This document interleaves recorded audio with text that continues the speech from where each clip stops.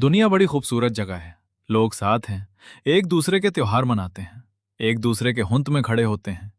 बच्चे पढ़ रहे हैं, आगे बह रहे हैं। लेकिन अगर ये ऐसे ही साथ रहे तो मेरा काम कैसे चलेगा? 15 अगस्त, एक तारीख, एक झंडा, कुछ स्पीचेस, कुछ परफॉर्मेंस, और फिर happy independence day.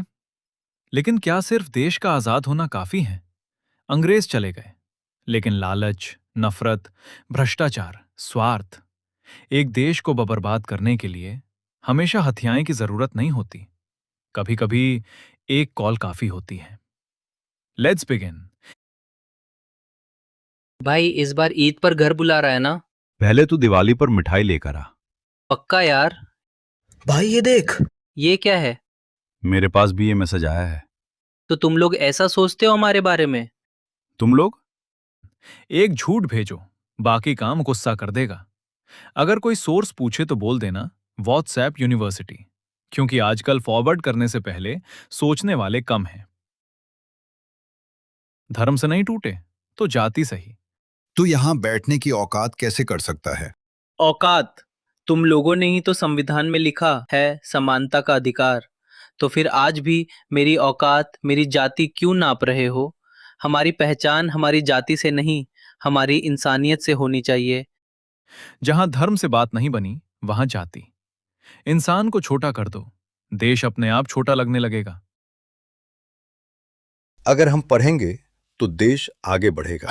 Science, technology, research, यही भविष्य है। एक दिन हम देश बदलेंगे। ओह, ये प्रॉब्लम है। ये बच्चे देश को आगे ले जा सकते हैं। Distraction, the ultimate weapon. क्या? कुछ भी करो, नया ट्रेंड, नई रील लाओ, नया गेम, कुछ ऐसा लाओ कि इनका 5 मिनट पता ही ना चले कब दो घड़े बन जाएं। भाई नया गेम आया है। रुक, ये रील देख। अबे ये ट्रेंड तो देख। चलो यार, सिर्फ 5 मिनट देखेंगे। 2 hours later. भाई कल एग्जाम है। अरे हाँ। देखा, भविष्य छीनने के लिए हमेशा हथियार नहीं चाहिए। कभी कभी सिर्फ ध्यान भटकाना काफी है। देश को रोकना है, युवाओं को मत रोको, बस उनका ध्यान पुरा लो।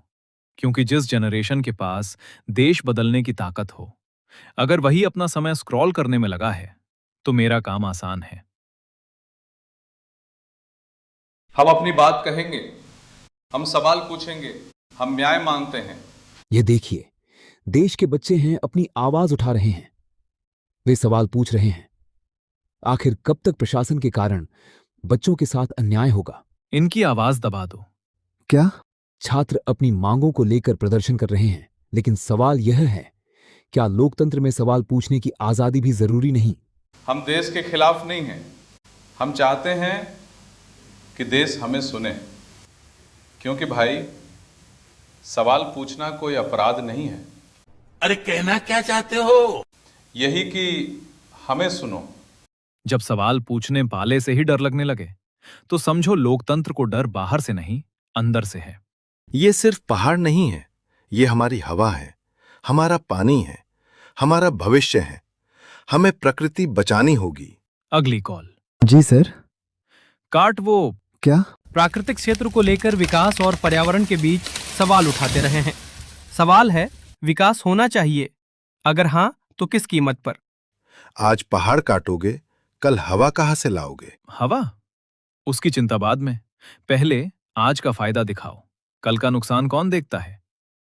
Money follows, my brother. Money follows.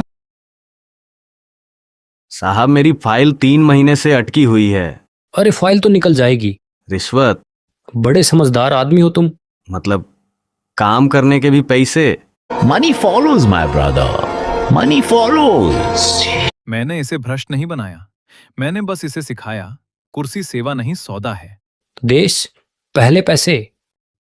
और जब पब्लिक सर्वेंट पब्लिक से पहले अपने वॉलेट की सुनने लगे तो लोकतंत्र की कुर्सी सिर्फ कुर्सी रह जाती है। एक देश कहीं धर्म के नाम पर लड़ रहा है, कहीं जाति के नाम पर, कहीं युवाओं की आवाज दबा दी जा रही है, तो कहीं वे अपना फ्यूचर स्क्रीन में बिता रहे हैं। कहीं प्रकृति बिक रही है, कहीं जनता के हक की कीमत लग रही है। लेकिन इस सब के पीछे है कौन? हर बार एक फोन कॉल, हर जगह एक आदेश। आखिर है कौन वह? मैं क्या, नमस्ते अंकल जी, पहचानिया? मैं किसी दूसरे देश या मजहब का नीड्स हूं। किसी बाहर की ताकत ने मुझे पैदा नहीं किया। मैं तुम लोगों के अंदर पैदा हुआ। लेकिन तुम पैदा कब हुए? जिस दिन तुम्हारे मन में सवाल पूछने से डर आया, उस दिन मैं पैदा हुआ। जब तुमने गलत देखकर भी चुप रहना चुना, उस दिन मैं बड़ा हुआ। जिस दिन तुम्हारे मन में रिश्वत देने का ख्याल आया, उस दिन मुझ में ताकत आई। जिस दिन तुम्हारे लिए देश से पहले तुम्हारा अपना स्वार्थ बड़ा हो गया, उस दिन मेरा जन्म हुआ। मैं हूं स्वार्थ। तुझे क्या लगता है तू जीत जाएगा? तुम मुझे हरा दोगे? नहीं, तुझे हराना शायद मुश्किल है, लेकिन हम तुझे पैदा ही नहीं होने देंगे। हमारे लिए धर्म से पहले इंसानियत है। हमारा धर्म हमें सबसे पहले इंसान बनना सिखाता है। हमारी जाति से बड़ी हमारी पहचान है, हम भारतीय हैं। रिश्वत से बड़ी हमारी ईमानदारी। प्रकृति हमारी जरूरत नहीं, हमारी जिम्मेदारी है। हम डिस्ट्रैक्शन में अपना भविष्य नहीं खोएंगे। हम सवाल पूछने से डरेंगे नहीं। और जहां गलत होगा वहां आवाज उठेगी। आज़ादी सिर्फ उसी दिन की कहानी नहीं जब हमें अंग्रेज़ों से आज़ादी मिली थी। आज़ादी यह भी है नफ़रत, भ्रष्टाचार, भेदभाव, डर से आज़ादी और अपने स्वार्थ से आज़ादी। क्योंकि देश सिर्फ सीमाओं से नहीं बनता।